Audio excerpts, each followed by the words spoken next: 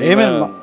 The choir will sing Call to Worship medley, arranged by Russell Molden. At ang mga awitin po na napapaloob dyan ay Immortal, Invisible by Walter Chalmers Smith. Yung isa naman, O for a Thousand Tongues by Charles Wesley. At O Worship the King by Sir Robert Grant.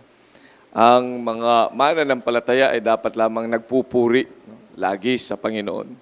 Ang ating mga boses ay dapat lamang nakatuon sa kadakilaan ng ating Panginoon. When He saved us, He gave us a new song.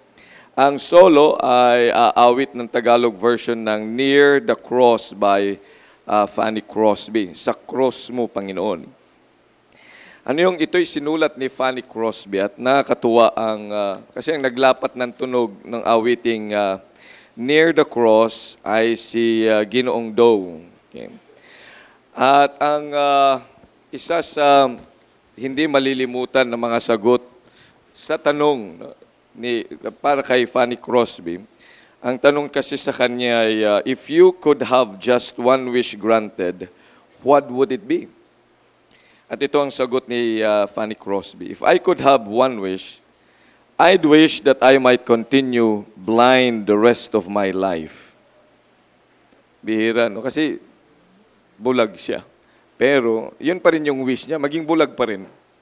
Kung papanganak siya muli, magiging bulag pa rin. Bakit? Because after being blind for all these years, the first face I want to see now is the face of Jesus. Abagandang puso para sa Panginoon. Dakilang Diyos, pagpalain mo po ang mga awiting ito. Nagpapatibay at nagpapatutuo patungkol sa inyong kadakilaan sa amin. Bless these songs in our midst, in Jesus' name. Amen. Please take your seats.